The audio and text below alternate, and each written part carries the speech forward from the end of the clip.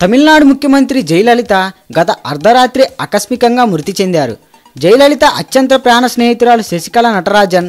వీరిద్దరికి ఎలా పరిచయం ఏర్పడింది అనేది చాలా ఆసక్తికరమైనదే. వాస్తవానికి శశికళ ఓ సాధారణ గృహిణి. అయితే ఆమెకు సినిమాలంటే పిచ్చి. సినిమాల్లో నటించాలని కలలు కనేవారు. అయితే శశికళ భర్త ఆర్ నటరాజన్ తాత్కాలిక ప్రతిపాదకన తమిళనాడు ప్రభుత్వంలో ప్రజా సంబంధాల అధికారి పిఆర్ఓగా పనిచేసేవారు. అప్పటి ముఖ్యమంత్రి ఎంజి రామచంద్రన్కి సన్నిహితులైన కడలూరు జిల్లా కలెక్టర్ విఎస్ చంద్రశేఖర్కు నటరాజన్ మిత్రుడు. నటరాజన్ తన మిత్రుడు చంద్రశేఖర్కు విషయం చెప్పి శశికళను జైకు పరిచయం చేయించారు. ఆ విధంగా 1989లో తొలిసారి జయ శశికళ కలుసుకున్నారు. అప్పటి నుంచి వారు ఒకరి కోసం ఒకరు అన్నట్లుగా ఉంటూ వచ్చారు. తొలి రోజుల్లో జయ శశికళ ఒకే విధమైన దుస్తులు, నగలు ధరిస్తుండేవారు.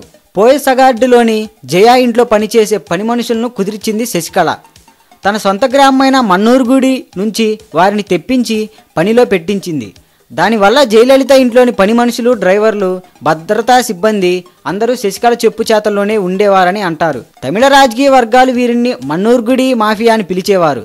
శశికళ ద్వారా తన ఇంట్లోకి చేరిన మన్నూర్గుడి మాఫియా తనకు తెలియకుండా తనను మోసం చేసే పనికి పూనుకున్నారని జయలలిత ఆగ్రహం చెందారు. అయితే అదే సమయంలో శశికళ కుటుంబ సభ్యులు, బంధువులు విశేషంగా కొద్ది కాలంలో పెద్ద ఎత్తున సంపాదించడంపై విమర్శలు వచ్చాయి. దీంతో 2012లో శశికళను, ఆమె బంధుమిత్రులను తన నివాసమైన పోయే గార్డెన్స్ నుంచి జయ గెంటేశారు. పార్టీ నుంచి కూడా బహిష్కరించారు. అయితే 3 నెలల తర్వాత కరుణించిన జయ తిరిగి శశికళను తన నివాసానికి రప్పించుకున్నారు. ఆ సమయంలో జయ స్వయంగా హారతినిచ్చి శశికళను ఇంట్లోకి తీసుకెళ్లినట్లు పోయస్ గార్డెన్ వర్గాలు చెబుతాయి. ఈ వీడియోపై మీ విలువైన కామెంట్స్ ని మాతో షేర్ చేసుకోండి. అండ్ ఇంకో విషయం, సబ్స్క్రైబ్ చేయడం మర్చిపోకండి.